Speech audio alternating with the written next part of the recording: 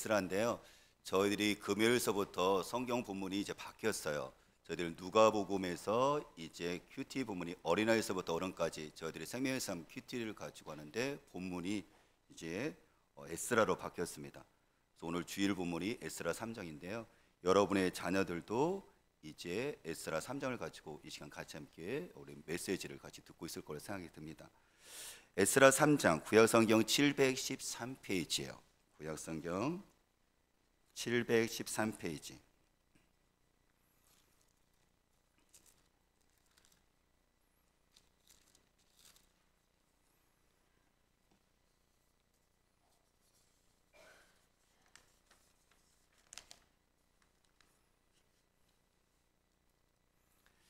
(713페이지에) 에스라 3장 1절에서 13절 말씀 우리가 내용인데요.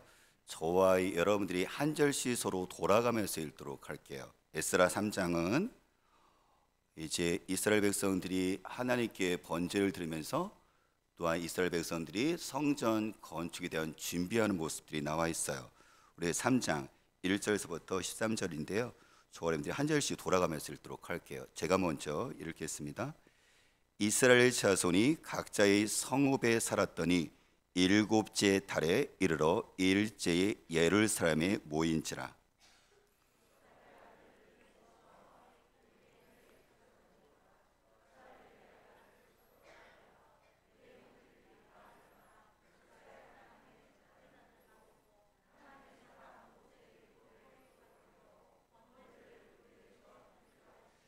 무리가 모든 나라 백성을 두려워하여 제단을 그 터에 세우고 그 위에서 아침 저녁으로 여호와께 번제를 드리며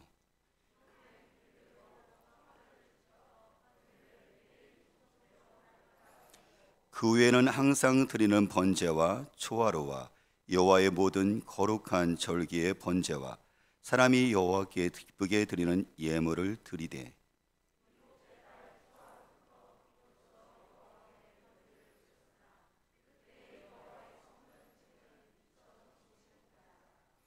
이에 석수와 목수에게 돈을 주고 또 시돈 사람과 두루 사람에게 먹을 것과 마실 것과 기름을 주고 바사왕 고레스의 명령대로 백항목을 레바논에서 요빠 해변까지 운송하게 하였더라.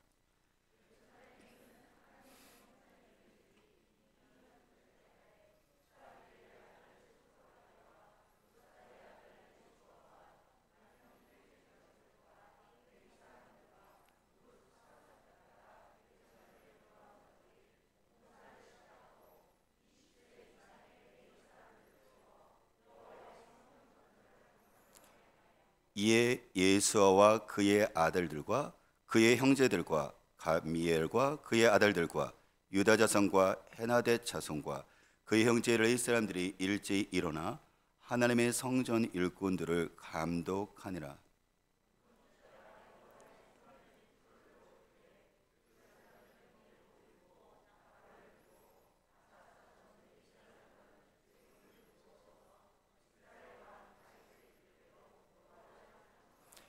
찬양으로 화답하며 여호와께 감사 이르되 주는 지극히 선하심으로 그의 인자하심이 이스라엘에게 영원하시도다 하니 모든 백성이 여호와의 성전 기초가 놓임을 보고 여호와를 찬송하며 큰 소리로 즐거이 부르며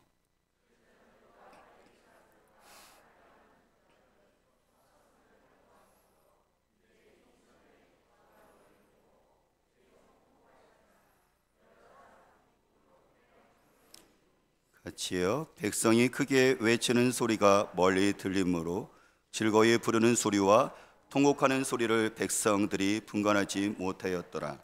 아멘.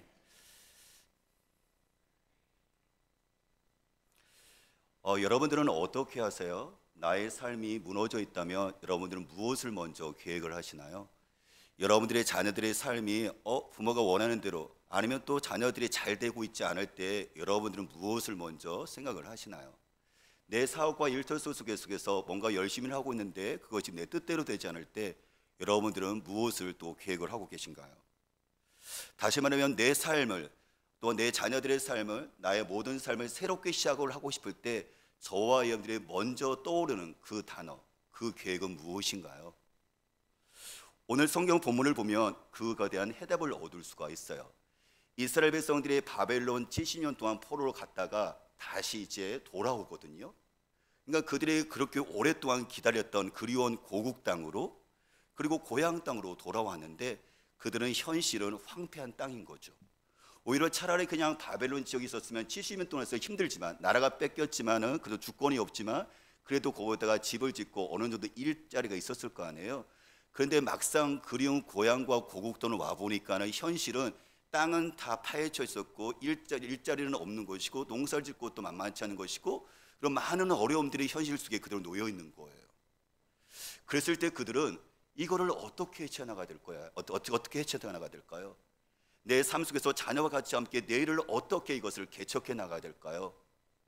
그때 그들이 자기의 삶을 재건하기 위해서 시작했었던 첫 번째 일은 제단을 쌓는 것이었습니다.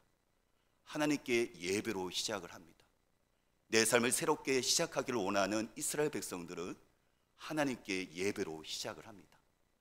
그것이 오늘 본문에 보면 나오는데 1절에 보니까 이스라엘 자손이 각자의 성읍에 살았더니 라고 하는데, 바벨론 70년 포로가 됐다가 70년 만에 돌아온 거예요. 3개월 정도는 각자의 성읍, 자기의 고향 땅에 돌아가서 이제 어느 정도 이제 살 준비를 했었겠죠. 근데 3개월이 지난 후 7째 달에 이르러서는 모든 사람들이 일을 멈추고 모두가 같이 예루살렘으로 모입니다. 그들이 왜 모였을까요? 그것은 2절 말씀에 보니까 하나님의 제단을 만들어서 거기서 제물을 드리려고. 그 얘기는 무엇을 얘기하는 것일까요? 이스라엘 백성들은 아직 성전을 짓고 싶은데, 여러분 잠깐 한번 그림을 한번 보여줄까요? 그림을 보면 이스라엘 백성들은 당연히 그들은 하나님을 예배하는 성전, 그 성전을 짓고 싶은데, 우리가 아는 것처럼 바벨론은 그 나라에 의해서 성이 무너졌었고 그 안에 있는 예루살렘 성도 파괴가 되어졌었고 포로로 끌려갔잖아요, 그렇죠? 그러니까 그들이 돌아와서 하나님께 예배를 하기 위해서 저 성전이 필요한데, 그 전에는 솔로몬이 지은 솔로몬 성전이 있었잖아요, 그렇죠? 그런데 그들은 성전을 지을 수 있는 여러분들 준비와 기간이 아직은 아주 필요했었죠. 지금 막 돌아와 있는 상태니까. 그래서 그들은 성전 짓는 것을 여러분들 준비를 하지만 가장 중요한 저 제단, 얘를 성전 안에는 저렇게 불꽃이 여러분들 불길이 오르고 있잖아요. 그거를 제단이라고 얘기하는데 번제단이라고 얘기를 해요. 태울 번자. 그래서 제사를 드릴 때 여러분들 우리들의 그 죄를 대속해 주는, 속죄해 주는 양이나 소나, 그렇죠? 이런 것들을 태우는 것, 이 제단에서 제물을 드려서 하나님께 제사드리는 것, 우리 다시 한번 요즘 말하면 예배 드리는 거죠, 그렇죠? 먼저 이스라엘 백성들은 성전을 짓기 전에 저렇게 성전 터에다가 번제단 그 터를 그 자리를 찾아갖고 저렇게 간단하게 이렇게 제단을 만들어요. 먼저 제단을 만들었다는 것은 물론 성전을 여러분들 준비할 때 필요했던 시기가 있었지만, 이스라엘 백성들에게서는 뭐죠? 이 황폐한 땅에서 우리가 먼저 시작할 것은 내 삶을 재건하기 위해서는 하나님과 예배가 재건이 필요하다는 것을 그들은 인식을 한 거예요. 그래서 모든 사람들이 예루살렘에 모이는데 그 예루살렘의 성전의 터에서 아직 시기가 필요하니까는 지금 저 제단을 먼저 만든 거예요. 그 제단에서 제물을 드리면 아마 하나님께 예배를 드릴 수가 있으니까. 그래서 그들은요, 언제부터 그들이 모였다고요? 제 7째 달에. 물론 이것은 유대 달력을 이야기하는 거예요. 우리처럼 7월 얘기하는 것이 아니라, 우리 식으로 말하면 11월, 12월인데 유대 달력은 7째 달은 상당히 중요한 의미가 있어요. 왜냐하면 이때 그들은 새해가 시작되어지거든요. 우리는 1월 1일 날에 시작되어지는데 유대인 달력들은 7째 달이 그들의 신년인 거예요. 그래서 그들에게서는 새로운 시작을 하고 싶은 거예요. 왔는데 황폐하지만 이제 새롭게 시작을 했었을 때 하나님과 새롭게 시작을 하고 싶은 거예요. 그 꿈을 꾸고 싶은 거죠. 그래서 7째 달 때 모여갖고 그들이 어떻게 해요? 그들이 여기서 말씀해 보니까는 4절 말씀해 보니까 그들의 중요한 절기를 하나 7째 달에 지내고 있는데, 그것이 보니까는 4절에 기록된 대로 균례대로 초막절을 지켜 번제를 드리죠, 그죠? 그러니까 이스라엘 사람들이 일곱째 달 때에는 그들이 7월 15일서부터 일주일 동안 초막절 절기를 드립니다. 그래서 그들은 아까 제단을 만들어 놓고 먼저 제단을 만들어 놓고 거기다가 제물을 드리면서 초막절 절기를 하나님께 예배를 드리고 있는 거예요. 여러분들, 초막절이라는 것은 무엇을 이야기하는 것일까요? 이스라엘 백성들에게서는 중요한 역사적인 의미가 있는데, 그것은 애굽에서 430년 동안 포로되었을 때 하나님께서 모세를 통해서 그들을 구원해 주셨고, 그들이 가나안 땅에 들어오기 전에 40년 동안의 광야 생활을 하거든요. 40년의 광야 생활을 했을 때 하나님이 돌보시지 않는다면 그는 하루도 여러분들 그 길을 살 수 없어요. 애굽에서 갖고 온 여러분들 먹을 거 떨어지죠. 물 떨어지죠. 갈 때는 좀 낮에 그 기온차가 심하기 때문에 낮에는 여러분들 뜨거운 태양이 있죠. 밤에는 기온이 뚝 들어서 그들은 추위 속에 있죠. 이건 40년 동안 어떻게 자기가 능력이 들어서 인간을 버틸 수가 없는 거거든요. 특히 부모와 여러분들 어린아이까지 이 길을 어떻게 갑니까? 근데 하나님께서 이스라엘 백성들이 40년 동안에 먹여주고 입혀주고 덮어주세요. 그들을 보호해 주세요. 그래서 그들이 광야를 걸었을 때 여러분들 장막을 치잖아요, 그렇죠? 건물을 지을 수가 없어요. 계속 움직이니까, 이동시키니까는 텐트를 치는 거, 이게 장막이에요. 그거를 기념하기 위해서 이스라엘 백성들은 가나안 땅에 들어왔을 때 정착하고 나서 자기들의 건물을 줬었지만은 7월 15일서부터는 광야 생활에서 하나님의 돌보신 것을 기억하기 위해서 자기 지붕에다가 풀이 있죠, 그렇죠? 풀초자니까, 그렇죠? 풀이나 지붕을 덮어갖고 그 은혜를 기억하는 거예요. 하나님이 광야에서 우리를 돌보셨다고요. 그러면 이스라엘 백성들이 지금 여러분들 이 초막절을 지키면서 그들은 어떤 은혜를 기억했을까요? 포로생 광야생을 갔던 70년의 그 광야생활 속에서 하나님이 돌보셨구나. 이 황폐한 땅에 우리가 돌아왔었지만 70년의 광야생활 속에서 여러분들 바로 포로의 그 광야생활 속에 돌보신 하나님께서는 이 황폐한 땅에 우리가 있지만 하나님께서는 여전히 우리를 돌보실 것이라는 기대감이 있다는 거예요. 꿈이 생긴다는 거예요. 그런 다음에 5절 말씀에 보니까는 이렇게 성경은 이야기를 합니다. 그 후에는 항상 드리는 번제와 초하루와 여호와의 모든 거룩한 절기의 번제와 사람이 여호와께 드리는 예물을 드리되라고 이야기를 하고 있어요. 그 얘기는 뭐냐면 아까 말한 것처럼요, 초막절 여러분들 그 예배가 이게 7일 동안 여러분들 번제로 예배가 드려지잖아요. 그 이후에 초막절에 드려진 이후에 모든 제사가 예배가 회복이 되죠. 항상 드리는 번제는 것은 아침 저녁으로 상번제를 했는데 그들이 매일 드리거든요. 그 번제, 제사, 예배도 회복되어지고, 초하루라는 것은 이스라엘 백성들은 한 달 시작하기 전에 첫째 날 월삭이라고 얘기하는데 그 제사, 예배가 회복되어지고요. 그리고 여러분들 초막절뿐만 아니라 여호와의 모든 절기의 그 예배가 또 회복되기 시작합니다. 그 초막절을 기점으로 말이죠. 그들은 알고 있어요. 이 황폐한 땅에서 우리의 자녀와 내일을 소망할 수 있는 것은 우리에게 있는 것이 아니다. 그거는 전적으로 하나님께 있다는 것을 그들은 알고 있는 거죠. 여러분들 얼어붙은 대지에서 우리 꽁꽁 얼어붙잖아요, 그렇죠? 그런데 이 대지에서는 희망이 없어요. 얼어붙었으니까.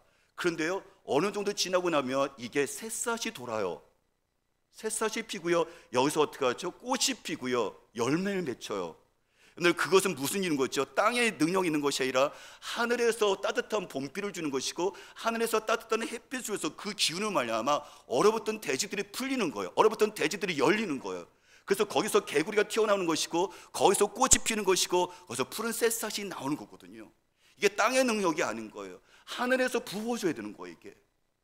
그러니까 이스라엘 백성들이 여러분들 이 제단을 만든다는 것은 단지 습관적으로 여러분들 돌을 몇 개 쌓아놓고 아이들까지 다 모여서서 여러분들 예배드리자 이런 의미가 아니라는 거예요. 지금 그는 지금 하늘의 은혜를 구하는 거예요. 사랑하는 여러분, 맞습니다. 나에게서 하나님께로 옮겨지면 새로운 꿈이 보여요. 땅에 있는 나 자신에서 하늘 향해서 보기 시작하면 천지를 지으신 그 창조주 하나님을 소망하게 되어지고 새로운 꿈이 열리기 시작합니다. 땅이 풀어지기 시작을 하는 거예요. 이게. 그래서 이스라엘 백성들은 지금은 자녀와 같이 함께 제단을 쌓고 있는 거예요. 제단을 만든 거예요. 예배를 드리고 있는 거예요.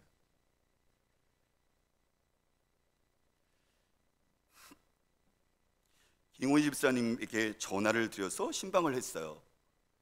그래서 집사님과 같이 얘기하면서 집사님이 저에게 기도 제목을 부탁하셨고, 집사님 그러면 제가 그 기도 제목을 금요밤 기도에도 또 사랑하는 성도를 같이 한번 기도 제목을 나누고 같이 함께 기도하겠습니다라고 제가 말씀을 드렸어요. 김훈 집사님이 저하고 같이 함께 이야기하면서 전화를 얘기하면서 하셨던 말씀만 하면, 목사님 기도해 주세요, 성도들도 같이 기도했으면 좋겠는데 광주에는 47살 된 딸이 있는데 마트를 하신대요. 그런데 누뚱이를 난 거죠. 그러니까 얼마나 기뻐요, 그렇죠? 누뚱이를 봤으니까. 근데 그 누뚱이를 낳아서 몸조리를 해야 되잖아요. 산후조리를 해야 되잖아요. 그런데 추위 이분들 밖에 나갔다가 이 추위 때문에 쓰러진 거예요. 뇌졸중이 된 거죠. 다행히 일찍 발견해서 병원에 가서 수술을 하지 않고 1시간 반 동안에 시술을 해서 이게 이제 재활을 이제 해야 되는 거죠. 아직 몸이 마비된 부분이 있으니까. 병원에 들어갔는데요, 1인실을 요청했는데 행정착오로 다인실에 들어가게 되었었고, 거기서 확진 사람이 옮겨져서 확진자가 돼버린 거예요, 이게. 그런데 아무도 가족이 못 들어가요. 간병인 한 사람만 들어갈 수 있는 거예요. 집사님이 먹먹해갖고 어떻게 할지 모르더라고요. 아버지인데 가지를 못하는 거예요. 엄마인데 아무것도 할 수가 없는 거예요. 남의 손에 한 사람에 맡겨져서, 여러분들 생각해 보세요. 얼마나 걱정이 되겠어요, 그렇죠?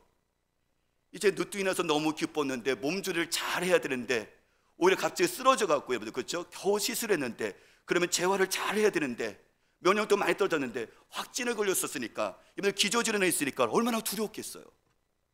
근데 부모로서 아무것도 할 수가 없는 거잖아요, 지금. 그 얘기를 들으면서 하나님께서 저에게 주신 말씀은, 생각 말씀은 시편 23편 4절 말씀이 생각났어요. 우리 집사님과 우리의 모습이 바로 그런 모습이구나. 사망의 음침한 골짜기로 다닐지라도 해를 두려워하지 않을 것은 주께서 나와 함께 하심이라. 주의 지팡이와 막대기가 나를 안위하시나이다. 집사님 맞아요. 우리가 지금 우리의 형편이 지금 골짜기를 걷고 있는 거죠. 근데 그 골짜기가 평안한 길이 아니라 골짜기니까, 절벽이니까 언제든지 떨어져서 죽을 수 있는 음침한 사망으로 가는 골짜기네요. 그런데 그곳에서 이 양이 안심할 수 있었던 건 뭐냐면, 거기에 선한 목자 하나님이 계시기 때문에 그 양은 골짜기라 할지라도 하나님께서 보호해 주시고, 그래서 해를 당하지 않는다고 말씀하십니다. 그래서 사랑하는 집사님, 딸의 그 골짜기에서 하나님이 계심을 다시 기억했으면 좋겠어요. 그래서 제가 집사님한테 부탁을 드렸죠. 집사님, 같이 함께 집사님이 가정의 재단을 다시 만들었으면 좋겠습니다라고 얘기했어요. 집사님이 만약에 교회를 나올 수 있는 형편이 안 된다면, 집사님이 그렇다면 가정의 재단을 만들어 주세요. 가정의 재단을 만들어서 아침 식사하고 점심 식사하고 저녁 식사하고 하루에 식사 끝난 다음에 찬양을 부르고 시편 23편 이 주신 하나님의 말씀을 가지고 그 딸을 위해서 하나님께 맡겨드리면서 하나님의 은혜를, 도움을 구하세요. 집사님이 아무것도 할 수 없지만 가장 큰 것을, 가장 확실한 것을 할 수 있잖아요 라고 부탁을 드렸어요. 사랑하는 여러분, 우리의 무너진 가정재단을 쌓아야 되지 않겠습니까?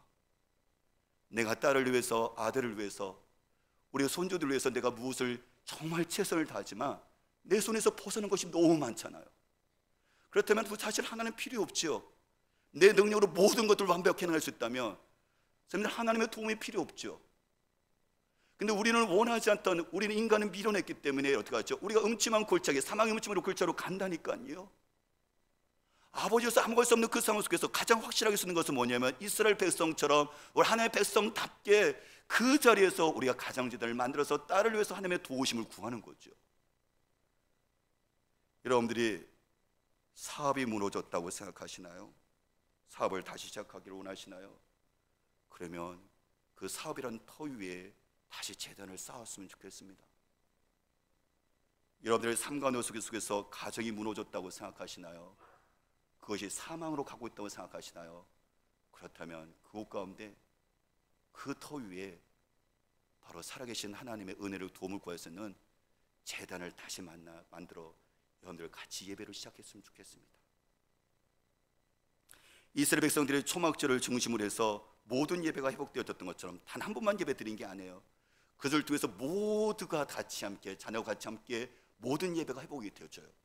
저는 여러분들 4월달이 우리 기독교에서는 중요한 절기죠, 그죠? 중요한 달이죠. 뭐가 있죠? 4월달은 봄도 시작하지만 우리에게서는 부활절이 있어요. 그리스도 우리 기독교에서 가장 큰 절기, 그렇죠? 예수 그리스도께서 죽음에서 다시 사신 거잖아요.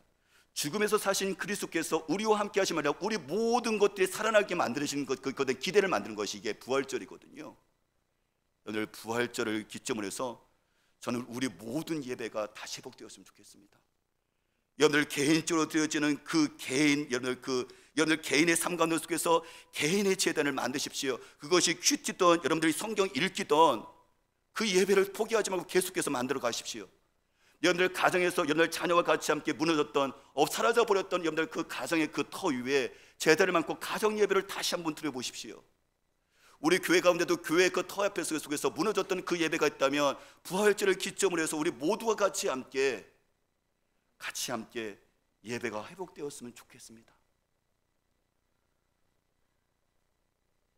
이렇게 이스라엘 백성들은 삶의 황폐했던 그 땅에서 내일을 꿈꿀 수 없었을 때 제단을 먼저 쌓고 그곳에 하나님께 제사를 드물 말미암아 그들은 새로운 꿈을 가지고 예배로 시작을 합니다. 예배를 통해서 새로운 시작을 합니다.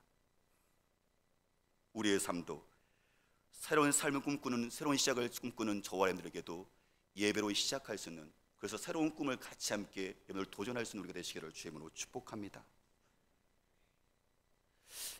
1절 말씀에 보면 이렇게 제단을 만들고 같이 함께 예배를 나갈 때 이스라엘 백성들은 함께 힘을 합쳐서 이 공동체가 같이 예배를 만들어 가요.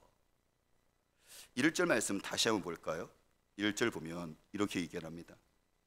1절에 이스라엘 자손이 각자의 성읍에 살았더니 7째 달에 이르러 일제히 예루살렘에 모인지라. 일제라는 것은 무엇을 얘기하는 걸까요?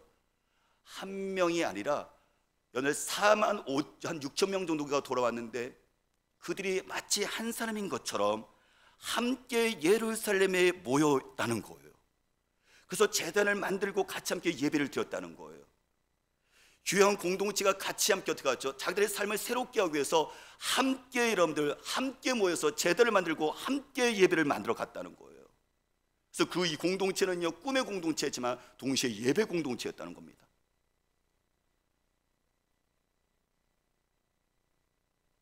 물론 그들은 두렵기도 했었어요. 3절 말씀에 보니까 성경 이렇게 말씀하죠. 3절 보니까 무리가 모든 나라 백성을 두려워하여 제단을 그 터에 세우고 그 위에 아침 저녁으로 여호와께 번제를 드리며 했을 때 돌아왔으니까 그들의 성전을 짓기 전에 먼저 하나님께 예배하기 위해서 단을 쌓고 그 다음에 이렇게 제사를 드렸구나. 여러분들 이게 쉬운 게 아니었어요. 물론 왜 쉽지 않았었냐면 그들이 지금 일하다가 돌아오는 것, 여러분들 이런 부분도 있었지만은 그들에게 이걸 방해하는 두려운 존재들이 있었어요. 그 땅 가운데 그들이 예루살렘 위쪽에 있는 사마리아 지역에 있었는데 그 사마리아 사람들은 전에서부터 유대인들과 계속 적대적인 관계였었거든요. 그러니까 그곳 가운데는 지금 누가 기다리냐면 그들을 환영하는 것이 아니라 그들을 돌아왔던 이스라엘 사람들을 계속해서 공격해서 생명까지 빼앗길 수 있는 두려운 존재, 사마리아 사람들이 호심탐탐 노리고 있었거든요.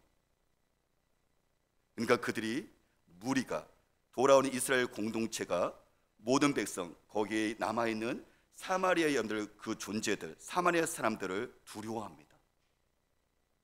근데 두려워했지만 두려워함에도 불구하고 제단을, 성전틀을 찾아서 제단을 만듭니다. 이게 중요해요.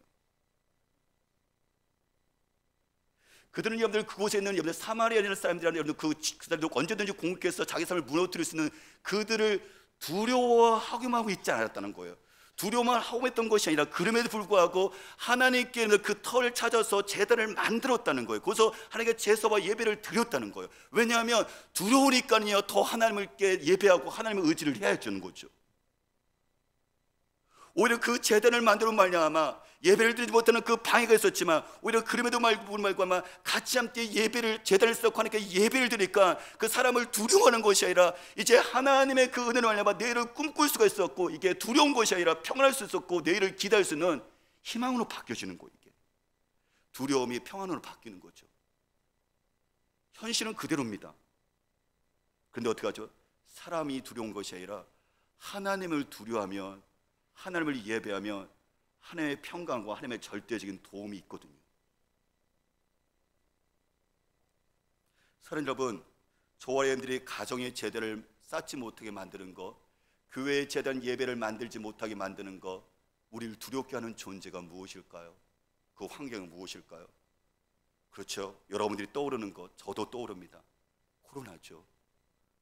3년간의 이 코로나는 여러분들, 우리에게 수많은 모든 것들을 무너뜨렸어요.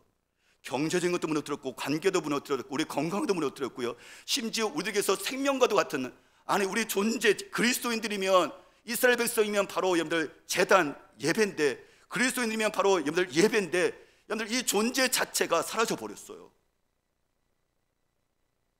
우리는 여전히 코로나를 두려워합니다. 근데 이스라엘 백성들도 여러분들 그 존재를 두려워했었지만, 그럼에도 불구하고 계속 두려워만 하고 있는 것이 아니라 이 두려움을 극복하기 위해서 우리가 그 제단을 쌓고 하나님께 나가고 하나님을 의지했다는 것이 중요한 거예요. 코로나 상황이 우리를 존재를 두렵게 할 뿐만 아니라 경제적으로도 우리에게 수많은 것도, 건강도 위협하면서 모든 것들이 두려운 것으로 우리 가득 차 있죠. 여러분들, 그때 우리가 해야 될 것은 뭐냐면, 그럼에도 불구하고, 두려움에도 불구하고 제단 쌓아야 됩니다. 그래야지만 그 두려움이 바로 하나님에 대한 내 걱정이 그 제단으로 말미암아, 예배로 말미암아 하나님을 향한, 내를 향한 꿈을 꿀 수 있는 기회로 바뀌어지기 때문에 그렇습니다.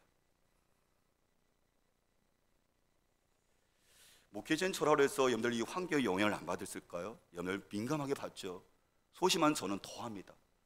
하나 생각을 하게 되어지면, 두려운 게 있으면 이걸 떠나지를 않아요, 저한테는. 그러니까 당연히 저에게도 두려움이 있죠. 코로나에 대한 여러분들 염려가 있죠. 그래서 대신방에 대한 부담이 있었어요. 신방을 목회자로서 영적인 부분을 또한 책임져야 되는 사람이어서 이걸 그냥 두려워서는 안 된다는 생각이 저에게 있어서는 이거에 대한 하나님의 죄송함이 있었고, 여러분들의 미안함이 있었거든요. 그래서 대신방을 생각을 했었는데, 이게 어떻게 하죠? 저에게는 코로나에 대한 두려움이 있었고, 또한 여러분들이 요즘 같은 경우는 신방을 잘 여러 가지 생각이 때문에 깊이 하잖아요. 그러니까 이것이 저에게는 더 부담과 두렵더라고요. 그런데 누가복음 24장, 우리가 지난번에 큐티 본문, 그죠? 이게 우리가 큐티 본문에 누가복음 24장을 읽다가 제 마음을 두드리는 게 있었어요. 그게 뭐냐면, 누가복음 24장 보니까는 예수님이 십자가에서 죽으시니까 실망했던 그 제자 2명이 엠마오라는 도시로 내려갑니다. 근데 예수님이 옆에서, 부활하신 예수님 옆에 가더라도 그는 그가 예수인지를 몰라요. 근데 예수님께서 그들에게 말씀을 풀어줘요. 성경, 구약 성경을 가지고 이 메시아가 누구냐면은 바로 그러니까 예수인데 그 사람이 바로 그리스도야, 구원자야, 그가 다시 살아났어 하면서 말씀을 풀어줄 때 그들의 마음이 뜨거워져요. 그래서 눈이 열리면서 옆에 있었던 사람이, 도기도와 같이 그랬던 사람이, 아, 그 부활하신, 다시 사신 예수님이네, 죽은 게 아니라 다시 살아나신 거네, 말씀대로 다시 살아났네 하면서 그들이 어떻게 하죠? 그 동행에 있었던 예수를 못 알아봤던 그들이 말씀을 풀어주자 마음이 뜨거워지면서 예수가 함께 부활하신 예수님을 알아보게 되어지고, 그 다음에 그들이 다시 예루살렘으로 돌아갑니다. 그러니까 그 말씀을 보는 순간에 큐티했던 저에게 있어서 마음이 뜨거워졌어요. 그렇구나, 엠마오론가 자들이 예수님이 죽었다고 생각을 해서 그들의 삶의 실망에서 내려가는 그들에게 예수님이 같이 동행했었지만 그들은 알아보지 못했다. 너무 삶이 고달프니까. 근데 예수님께서 말씀을 풀어주니까 마음이 뜨거워지면서 눈이 열리면서 예수님이 함께 계셨네 하면서 그들이 알게 되어지고 다시 사명의 자리로 돌아가는구나. 그래, 그렇다. 하나님께서 목회전 저에게 이것을 주시는 것을 알게 되었어요. 코로나 상황 속에서 예수님이 여전히 동행함에도 불구하고 이 상황이 너무 두려워서 우리 삶을 떠내려가고 있는 우리의 모습 속에서 주님의 동행함에도 보지 못하는 상황 속에서 말씀을 풀어준다면 예수님께서 함께 계신 것을 그들이 볼 것이고, 그러면 다시 사망의 자리로 돌아갈 수 있겠다는 생각이 들었어요. 하나님께서 제 마음을 뜨겁게 해주시더라고요. 그래서 그 말씀을 가지고 설교하는 순간에 여러분들에게 양해를 구했죠.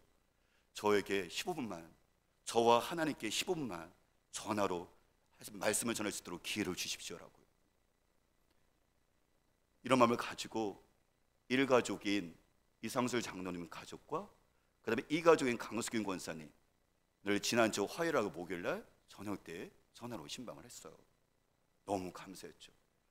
일가족 장로님 가정이 모두 다 같이 함께 신방을 받고 이 가족도 여러분들 6가족이 모두 다 신방을 받으셨어요. 근데 함께 해주시더라고요.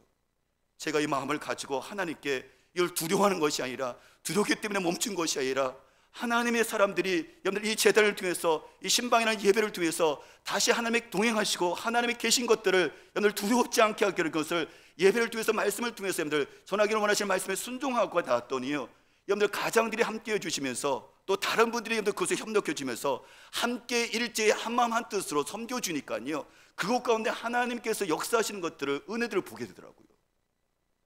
늘 함께 만들어가는 거예요. 함께 만들어가는 거예요. 여기 보니까는 일제히 같이 함께 예루살렘에 옵니다. 일제는 것은 마치 한 사람인 것처럼 한 마음 한 뜻으로 여러분들 어떻게 하죠? 이 귀한 공동체가 그들의 삶을 만들어가는 거예요. 저는 여러분이 혹시라도 가정에 여러분들 새롭게 회복되어지기를 원한다면 제단을 다시 만드십시오. 하지만 누군가가 한 사람에 의해서 시작되어지는 것이 아니라, 아내가 신앙생활을 더 열심히 하니까는 남편의 쳐다만 보는 것이 아니라 남편의 거룩한 부담을 가지고 아내와 같이 함께 그 가정의 제단 예배를 만들어 보십시오.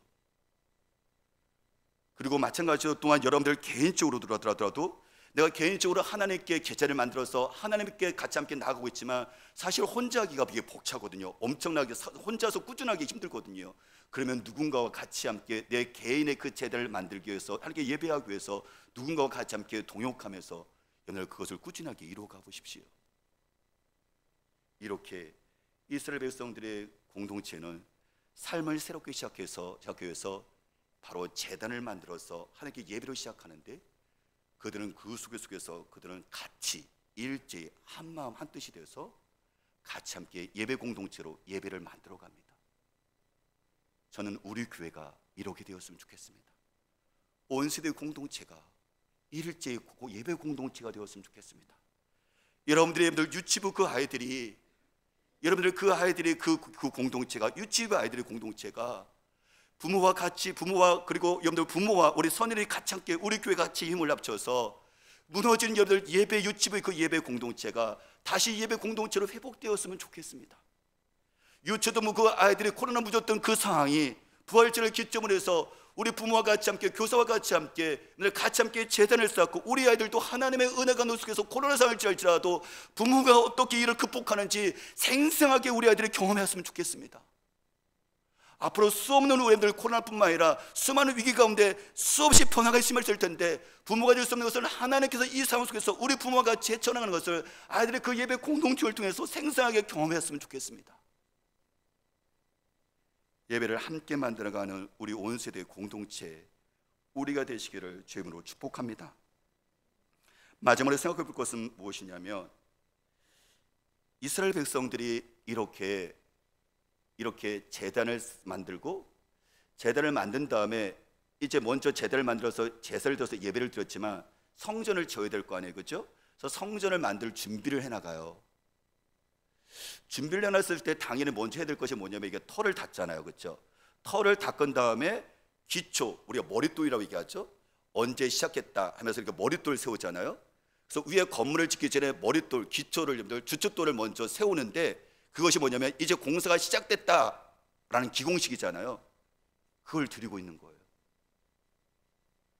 제사장이 예복을 입고 나팔을 불면서 나팔을 붑니다. 그랬더니 옆에 있었던 레위 사람들이 거기서 악기를 타요. 마치 요즘 같은 경우는 바이올린이나 기타를 치면서 같이 흥겨면서 즐거워해요. 그래서 그들은요, 하나님의 선하심, 하나님의 인자하심을 찬양해요. 하나님이 선하시다, 하나님의 지극히 인자하시다. 그렇게 찬양했었을 때 반응이 두 가지 반응이 나왔어요. 대부분의 사람들이 환호성 지르면서 우와 하면서 기뻐했는데, 일부의 사람들은요 통곡하는 거예요. 막 엉엉 우는 거예요. 특히 나이 든 사람들이요. 왜요? 나이 든 사람들은요, 전에 1일 성전, 지금 이제 성전을 다시 와서 지으려고 했는데 이건 2성전이잖아요. 1일 성전은 전에 솔로몬이 지었던 그 성전이잖아요. 근데 그 성전이 어떻게 하죠? 무너져 버렸잖아요.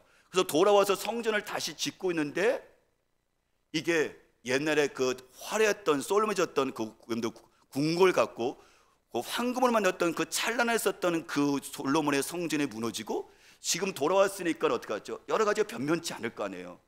이 초라하게 여러분들 이제서 막 짓고 있는 모습을 보면서 이게 어떻게 하죠? 옛날에 그 영광스러운 그것을 기억을 하면서 이 초라한 성전들이 지어진 것에서 그는 마음속에 여러 가지 생각들이 복잡하게 얽혔던 거죠.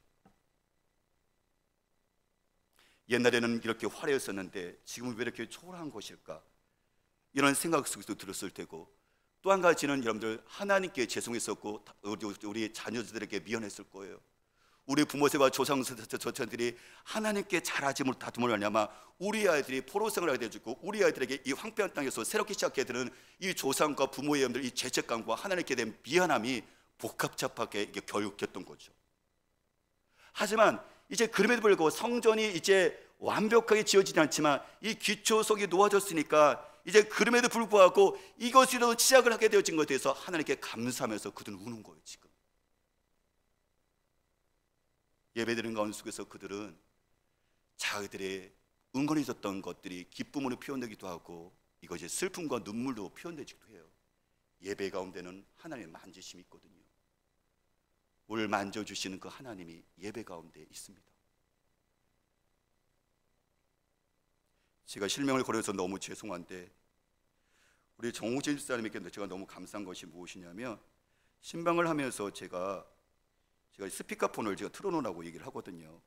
왜냐면 얘기를 들으면 안 되잖아요, 그렇죠? 한 15분이니까 팔도 아프고 소리가 안 들리니까 같이 들어야 되니까 스피커를 틀으면서 옆에 정우진 집사님 남편이 계셨어요.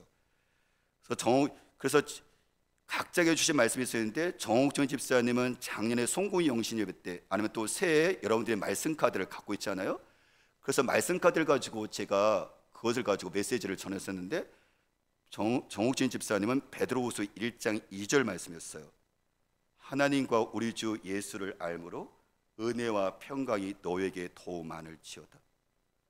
저는 여기서 이 메시지를 전할 때 제 마음 가운데 딱 가장 많이 들어왔던 게 뭐냐면 더욱이라는 단어였었어요. 더욱 많을지어다. 그래서 제가 집사님 보고 있거든요. 집사님, 이 말씀이 집사님에게 주셨던 하나님의 말씀인데 집사님에게는, 집사님 가정에는 하나님의 은혜와 평강이 많습니다. 근데 여기서 만족하지 마시고 더욱 은혜와 평강이 있기를 주님은 원하신다고 말씀하십니다. 사실 정호 집사님은 개인적으로 봤을 때 여러분들도 아시는 것처럼 집사님이 정말 잘 웃으시잖아요. 그리고 여러분들도 사람들에게 인사도 정말 이렇게 밝게 하시잖아요. 그리고 또한 책임감이 있으잖아요, 그렇죠? 교회 청소하거나 구역에 청소하는 것을 쓸 때는 솔선수범하시면서 정말 구석구석 몸살이지 않고 열심히 하세요. 근데 또 감사한 것은 어떻게 하죠? 손주, 그렇죠? 손자, 손촌들을 잘 돌봐 주시잖아요. 또. 그리고 또한 예배도 같이 함께 하시잖아요. 그래서 제가 그 얘기를 했어요. 집사님은 할아버지로서, 남편으로서 제가 보기에는요, 죄송하지만 점수를 얘기해서 너무 죄송하지만 90점 이상 A 학점입니다. 수미한 것은 수입니다. 정말 우등생입니다. 그런데 저와 하나님은 더 욕심을 갖습니다.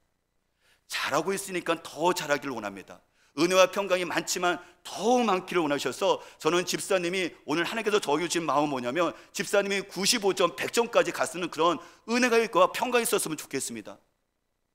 그 얘기를 했거든요. 근데 그렇게 하기 위해서는 하나님과 우리 주 예수를 알므로, 이게 조건이에요. 하나님과 우리 주 예수 그리스도를 알면 알수록, 하나님과 우리 주 예수 그리스도를 아는 것이 많아질수록 뭐가 많아지는 거예요? 하나님의 은혜와 평강이 더 많아지는 거예요. 그러니까 사랑하는 집사님이 그러면 예수와 하나님을 알아가려면 어떻게 되는 거죠? 만나야 되는 것이죠. 그래서 집사님 너무 죄송하지만 집사님이 예배를 더 많이 드렸으면 좋겠어요 라고 제가 도전을 시켰거든요. 근데 집사님이 일을 하시잖아요. 너무 감사하게, 그렇죠? 근데 아침에 목포에서 나중가요? 대학생들 등교, 그리고 또 저녁 때는 학교를 이렇게 하게 하세요. 그때 일찍 나가니까는 사실 예배가 부담되죠. 기도회가 부담되죠. 일을 하셔야 되니까. 근데 그래도 불구하고 말씀을 통해서 저는 말씀을 해석해 주고 그 다음에 그거에 대한 적용거리로 저는 그걸 얘기를 했어요.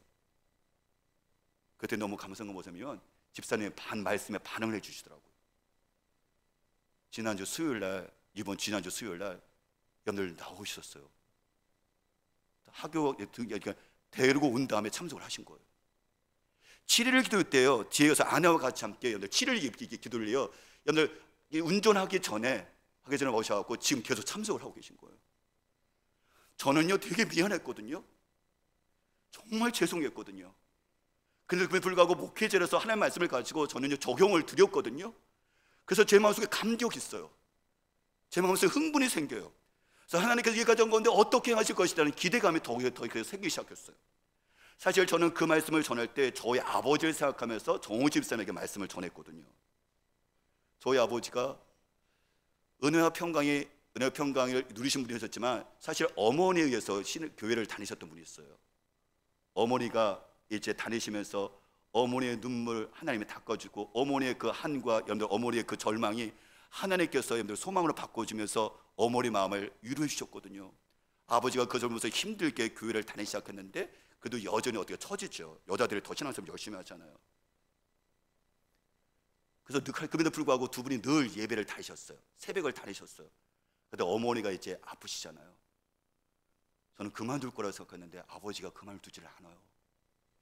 병건을 잘 하시면서 예배 생활을 꾸준하게 한 번이라도 계속해서 드려요. 새벽을 계속 가요. 수요일 가요. 금요일 가요. 그러면서 아버지가 그 속에서 하나님을 만납니다. 아버지는 병간을 하면서요 지치죠. 근데 사남면 저도 1년에 순서에서 몇 번 갔을 때 저도 힘들더라고요. 근데 아버지는 옆에서 남편이기 때문에 병드는 어머니를 매일 했지만은 사실 어머니가요 날마다 소망이 끊어지거든요. 날마다 사망의 음침을 골쳐야 들어가거든요. 왜냐면 그 암하고 싸워야 되니까. 좀 낮은 것들 할지라도 금방 여러분들 소화가 안 되고 힘드니까 옆에서 어떻게 단지 60만 돌보는 것이 아니라 매일 어떻게 일으키고 앉히는 뿐만 아니라 옆에서 늘 여러분들 그 어머니의 그 모든 정서적인 한탄 그런 것들 다 들어야 되니까 이게 하루 이틀도 아니고요. 아버지가 지치시면서 어느 때는 보기 전에 제실에서 포기하고 싶은 어떤 얘기도 하시더라고요. 극단적인 얘기도 하시더라고요. 늘 그런데 감사한 것은 뭐냐면 그럼에도 불구하고 아버지의 그 두려움에도 그 아버지가 제단을 만드는 것을 예배하는 걸 포기하지 않아요. 새벽이 되면 아버지는 새벽을 갑니다. 수요일 되면 수요일에 가세요. 금요일 되면 금요일에 가세요. 근데 그곳 속에서 하나님이 만지세요.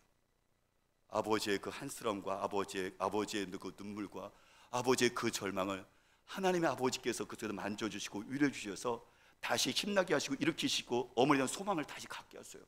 여러분들 이것이 아들이 줄 수 있는 선물인가요?